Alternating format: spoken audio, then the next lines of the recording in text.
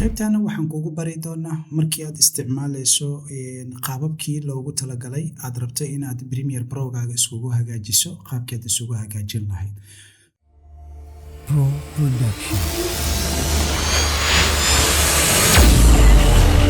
Pro Production. Just everything.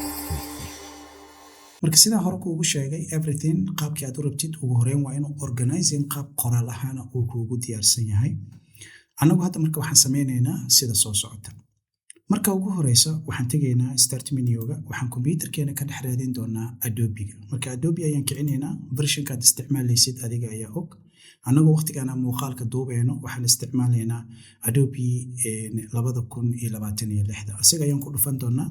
Markii aan ku dhufano kadib waxay noo soo bixi doonaa Adobe-geena waxa arkaysaa wax shaqo ah inaan wali lagu qabanin oo bilow yahay. Waxaan ugu talagalay marka in aad ila socoto qaabka bilowga ah si aadan ii dhihin waxyaalahan anigu ma arkin kan ma arkin qaabkaas si aadan ii dhihin. Sidoo kale waxa arkaysaa beta in lagu soo kordhiyay in color AI lagu soo kordhiyay. Marka insha Allah goordhow ayaan ka soo diyaarin doonaa waa hadii ay inoo suurta gasho. Haddii inoo suurta galina muuqaal gaar ah ayaan ka soo diyaarin doonaa qaabka color grade-ka loogu sameeyo Adobe Premiere Pro.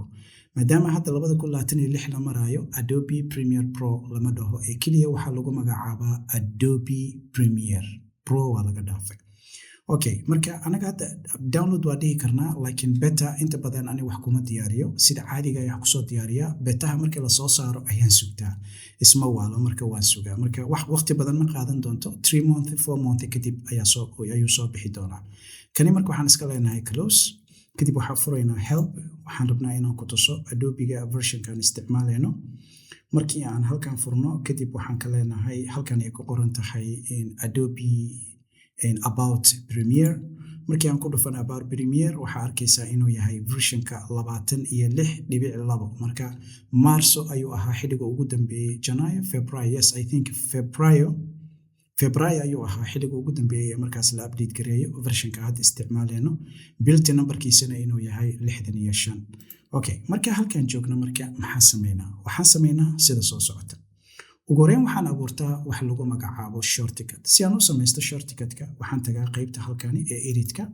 Haddii aad isticmaalayso Apple waxaad tagaysaa calaamadda qaybta kore ee Premiere Pro-ga kadibna waxaad ka dooran doontaa meeshan ay ku qoran tahay shortcuts-ka. Marka qaybtani ay ku qoran tahay shortcuts-ka oo qaybta hoose ayaa ku dhufan doontaa. Waxaa ku soo bixi doono dialog box-kan ee laga control Premiere Pro shortcut-kiisa. waxyaalaha ugu muhiimsan aniga ahaan waxaan isticmaalaa 3 shortcut ayaa aad muhiim iigu ah.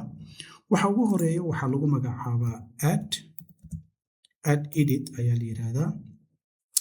Add edit waxa arkaysaa shortcut-ka in uu yahay midkan kaliya. Tusaale ahaan marka ugu horeyso waa midkan kaliya ay ku qoran tahay Control K haddii aad Apple isticmaalaysana Command K.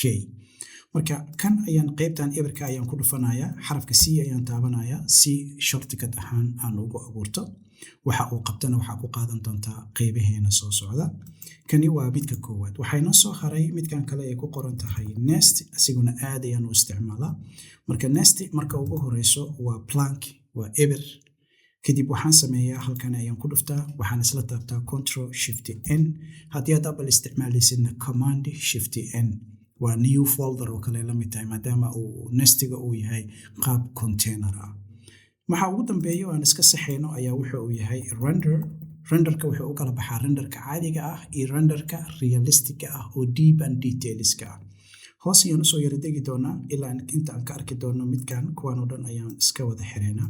Marka ugu horeyso waxa ku arki doontaa midkan kaliya inuu ku samaysan yahay balse midkani uu ku samaysnayn.